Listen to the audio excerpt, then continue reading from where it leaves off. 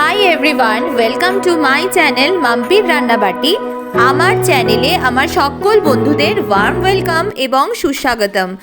বাড়িতে থাকা বা হাতের কাছে থাকা কিছু ড্রাই ফ্রুটের মাধ্যমেই আমি আজকে আপনাদেরকে দেখাবো যে কি করে খুব চটজলদি আপনারা ড্রাই ফ্রুট দিয়ে কেক বানিয়ে ফেলতে পারবেন। এখানে আমি নিয়ে নিয়েছি টুটি ফ্রুটি। আমার বাড়িতে ছিল এই রেড কালারের। আপনাদের বাড়িতে যদি মিক্সড কালার থাকে তো আপনারা সেটাও নিতে পারেন। ওর মধ্যে সামান্য একটু ময়দা স্প্রিঙ্কেল করে ছড়িয়ে দেবেন। তারপরে এখানে আমি নিয়ে নিয়েছি 2 কাপ ময়দা আর নিয়েছি 1 কাপ দুধ। দুধটা কিন্তু ঠান্ডা হতে হবে, তাহলেই কিন্তু ভালো লাগবে। 2 কাপ ময়দাটা নেওয়ার পরে আমি একেবারে দুধটা দেবো না, অল্প অল্প করে মেশাবো। আর এখানে দিয়ে দিয়েছি 4 বড় চামচ রিফাইন্ড অয়েল।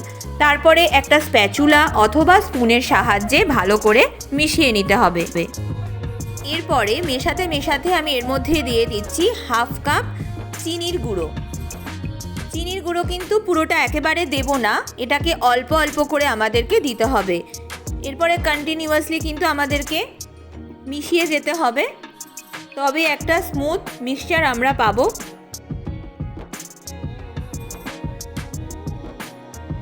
এরপরে দিয়ে দিলাম বাদাম। এখানে আমি দিয়েছি 1/2 কাপ মতো। এটাকে মিক্সার গ্রাইন্ডারে গুঁড়ো করে নিয়েছি। পুরোপুরি একদম ফাইন মিক্সচার করতে হবে না, গুঁড়ো করে ভেঙে নেবেন, তাহলেই হবে। এরপরে যে টুটি ফ্রুটিগুলোতে আমি ময়দা স্প্রিঙ্কেল করে রেখেছিলাম সেখান থেকে অল্প একটু মিশিয়ে নিলাম। পুরোটা দেবেন না, অল্প দেবেন।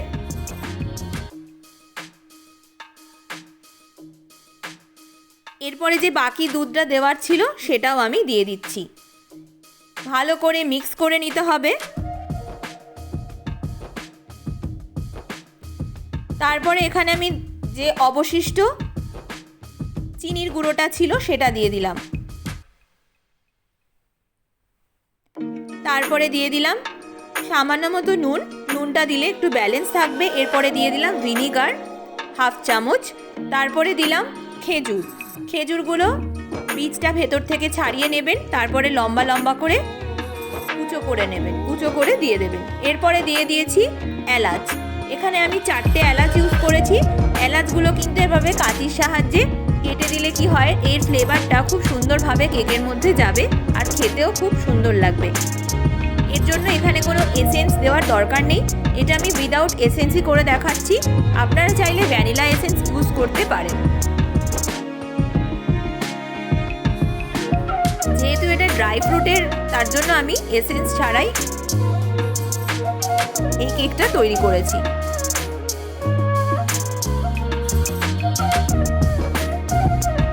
এরপরে দিয়ে দিলাম বেকিং পাউডার 1 চামচ আর দিলাম বেকিং সোডা 1 চিমটি। বেকিং পাউডার আর বেকিং সোডা সবার শেষে দেবেন। তারপরে ভালো করে একটু নাড়াচাড়া করে ছেড়ে দেবেন, তাহলে কেকটা ভেতর থেকে খুব সুন্দর খেতে হবে।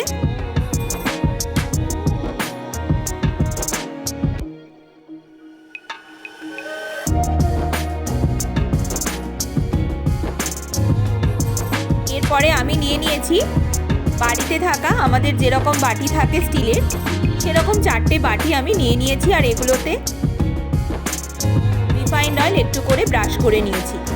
এরপরে আমি যে মিক্সচারটা বানিয়েছিলাম, কেকের যে ব্যাটারটা, সেটা আমি দিয়ে দেব। এটা পুরোপুরি ভর্তি করবেন না, হাফের একটু কম, মানে হাফের থেকে একটু নিচে রাখবেন। তারপরে আমি এই ননস্টিকের যে কড়াইটা, সেটা আমি প্রিহিট করতে দিয়েছিলাম 10 মিনিট মতো। তারপরে একটা স্ট্যান্ড বসিয়ে ওর ওপরে একটা থালা দিয়ে 4টে বাটি দিয়ে দেবো। 10 মিনিট প্রিহিট করলে কি হবে, ভেতর থেকে কিন্তু কেকগুলো খুব সুন্দরভাবে ফুলে উঠবে আর খেতেও ভালো হবে, ভেতরটা কাঁচা থাকবে না।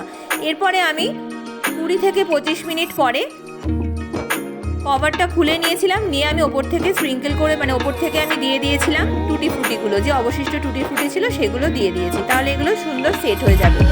তারপরে 30 মিনিট পরে আমি একটা টুথপিক নিয়ে দেখে নেব যে ভেতর অবধি কেকটা পুরোপুরি হয়েছে কিনা। যদি লেগে থাকে টুথপিকের মধ্যে, তাহলে এটা এখনো হয়নি। 45 মিনিট 1 আওয়ার অবধি কিন্তু এটাকে করবেন। তাহলে কিন্তু খুব সুন্দর খেতে হবে।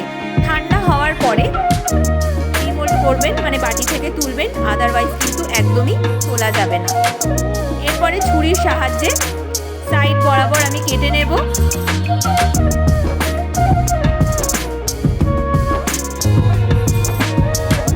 ছুরির সাহায্যে সাইড বরাবর সাবধানে কেটে নেবেন। প্রথমবারে যদি না ওঠে আরেকবার সেকেন্ড টাইম এটাকে সেম প্রসেসে ছুরি দিয়ে কেটে নিয়ে প্লেটের মধ্যে সার্ভ করবেন। দেখুন বন্ধুরা কি সুন্দর দেখতে হয়েছে কেকটা।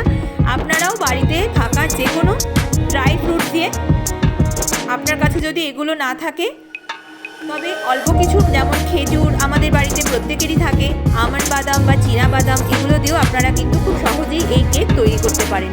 কত সফট হয়েছে দেখুন।